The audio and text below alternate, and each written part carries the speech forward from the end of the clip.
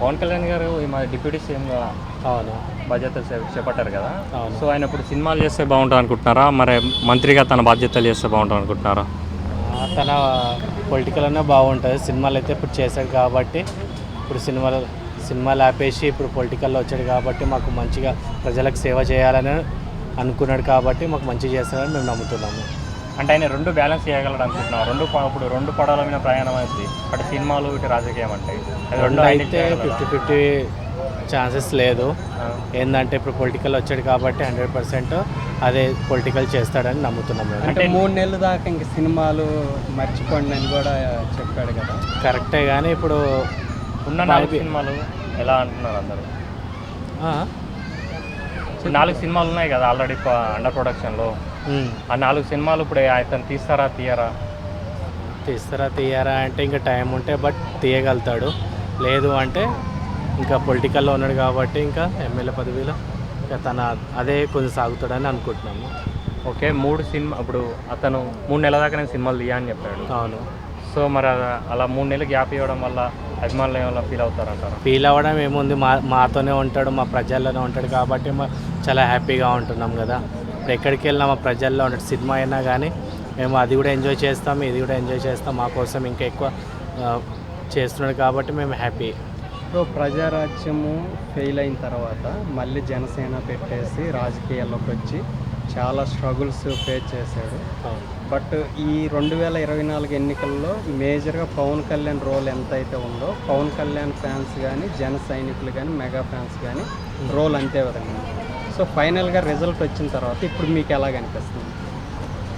అయితే రిజల్ట్ ఇప్పుడు ఎమ్మెల్యే కాబట్టి ఇంకా మాకు హ్యాపీనే ఉంది, కానీ సినిమాలు చేస్తే ఇంకా బాగుంటుంది అని అనిపించింది. ఎందుకంటే తను నేను చిన్నగా ఉన్నప్పటి నుంచి తన మూవీ చాలా చూస్తున్నాం. ఫస్ట్ అన్నయ్య ఫ్యాన్ ఉండే, చిరంజీవి ఫ్యాన్ ఉండే, దాని తర్వాత తన స్టైల్కి మేము ఫిదా అయిపోయినాము. దాన్ని బట్టి మేము పవన్ కళ్యాణ్ ఫాలో అవుతున్నాం. మేము చాలా ఇంకా తను మాకు హ్యాపీ ఉండడం. సో ఇప్పుడు కొడాల నాని కానీ రోజా కానీ అసెంబ్లీ గేట్ కూడా తాకనీరు ఇట్లాగా చాలా కామెంట్స్ చేశారు.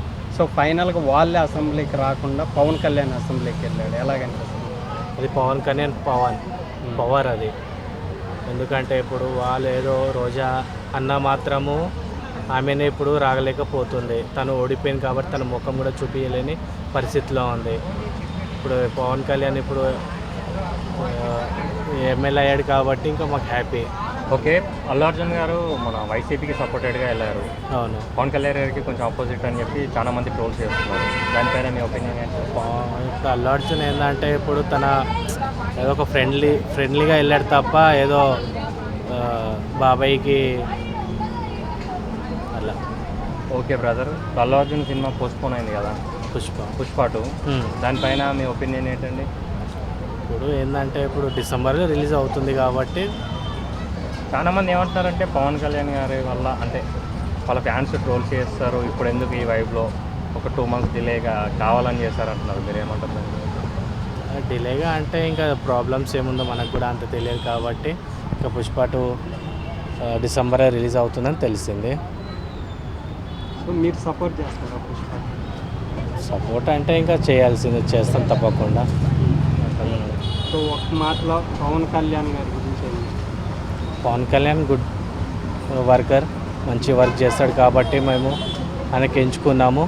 ఆయన మాకు ఇంకా బాగా చేయాలని మేము కోరుకుంటున్నాం. మాకు ఏ ఇబ్బంది అయినా తన అండగా ఉండాలి, మాకు నీడగా ఉండాలి, మాకు అన్నీ ఏ అవసరం ఉన్నా చేయాలి తను.